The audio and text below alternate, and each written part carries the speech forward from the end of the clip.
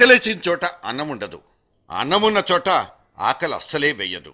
ఇది ఆకలి రాజ్యం అనే మన అతిపెద్ద ప్రజాస్వామ్య దేశంలో కనిపిస్తున్న విడ్డూరమైన పరిస్థితి. చేతి నిండా సిరి సంపదలున్నా సరిగ్గా పంచిపెట్టడం కూడా తెలియని సర్కారీ చేతకానితనపు ఫలితమే ఈ దుర్భరమైన దరిద్రం. కేంద్రంలో నడుస్తోంది ఖచ్చితంగా కుంటి పాలనేననడానికి ఇదిగో ఇక్కడో రుజువు. నిండిపోయిన ధాన్యాగారాలు, ఆకలితో మండుతున్న కడుపులు, రెంటిని కలిపి సింగిల్ ఫ్రేమ్లో చూపిస్తున్న ఒక సాపత్యం.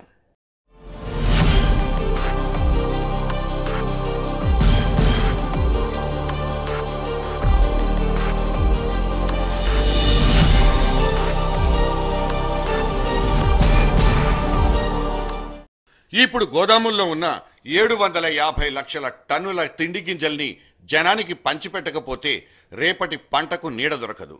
తస్మాత్ జాగ్రత్త అంటూ ఫుడ్ కార్పొరేషన్ ఆఫ్ ఇండియా చేతులెత్తేసిన వైనాన్ని రాజ్యసభకు ఫుడ్ మినిస్ట్రీ సవినయంగా విన్నవించుకుంది. సిగ్గు విడిచిపెట్టి తన చేతగానితనాన్ని పబ్లిక్గా చెప్పేసుకుంది. పేదవాడికి అనావృష్టి, ప్రభుత్వానికి అతివృష్టి. అజీర్తి రోగం అనే ఇటువంటి వింత సంక్షోభంతో రాష్ట్ర కేంద్ర సర్కార్లు రెండు ఇప్పుడు కాదు ఎప్పుడూ బాధపడిపోతుంటాయి. పండబోయే ప్లెంటీ ఆఫ్ పంటను దాచిపెట్టడానికి మా దగ్గర గదులు లేవు, గోదాములు లేవు అంటూ ఎఫ్సిఐ ప్రమాద హెచ్చరికలు జారీ చేయడం ఇవాళ కొత్తగా వింటోంది మాత్రం కాదు. వెంటనే పేదలకు పంచిపెట్టడమో లేకపోతే ఇన్ఫ్లేషన్ను చల్లబరిచే పద్ధతుల్ని వెతుక్కోవడమో ఏదో ఒకటి వెంటనే వెలగబెట్టాల్సిన ఎమర్జెన్సీ సిచ్యువేషన్.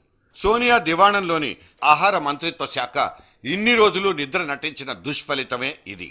గోదాముల్లో నక్కి కూర్చున్న 627 లక్షల టన్నుల్లో ఎట్టి పరిస్థితుల్లోనూ కనీసం 85% గింజల్ని బయటికి తీసి ఖర్చు చేస్తామని రాష్ట్రాలు చేతిలో చెయ్యేసి చెప్పిందన్నది కేంద్ర ఆహార శాఖ చేసిన ప్రకటన. అయినా ఎక్కడ వేసిన గొంగళి అక్కడే ఉండిపోయింది. బియ్యం, గోధుమలు, మినుములు అన్నీ కుళ్ళిపోవడానికి సిద్ధమంటున్నాయి.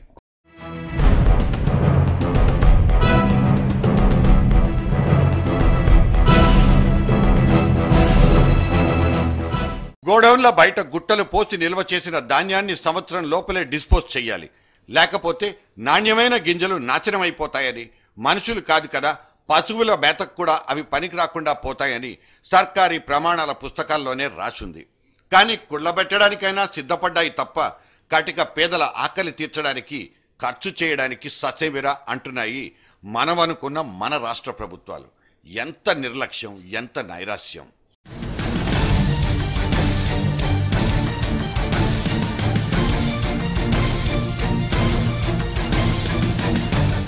పంట బాగా పండిందని పండగ చేసుకోవాల్సిన పంజాబ్ రాష్ట్రంలో రైతుల నుంచి కొన్న గింజల్ని ఆరుబయటే నిల్వ చేసుకోవాల్సిన అగత్యం. మధ్యప్రదేశ్లో అయితే మరీ ఘోరంగా కనీసం గోనె సంచులకే కొరతొచ్చి పడింది. సకాల వర్షాలు గనక కురిసినట్లయితే మలి పంట మళ్లీ ఇరగ పండితే ఆహార శాఖకు మూడినట్లేనంటున్నాయి ముందస్తు అంచనాలు. దేశవ్యాప్తంగా ప్రజా పంపిణీ వ్యవస్థను మెరుగుపరిచి 1-2 కొత్త సంస్కరణల్ని రాసుకునైనా ఈ గింజల్ని గోదాముల నుంచి తరిమికొట్టి గుడిసెల దాకా చేర్చలేకపోయారు. ₹1 అమ్ముకుందామన్నా కొనేవాడు లేక మన మదనపల్లిలో టమాటా పళ్ళు రోడ్ల మీద పారబోసుకునే సీన్లు సీజన్కు టంచన్గా కనిపిస్తాయి.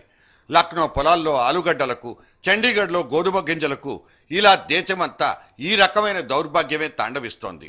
ఇటువంటి అతివృష్టి సంక్షోభాన్నే ఇప్పుడు ప్రభుత్వాలు భరించాల్సి వస్తోంది. సర్కారోడే అల్లుడి నోట్లో శనిగాడైనప్పుడు మనకు, మన మురికి వాడలకు ఈ దరిద్ర తాండవమే గతి.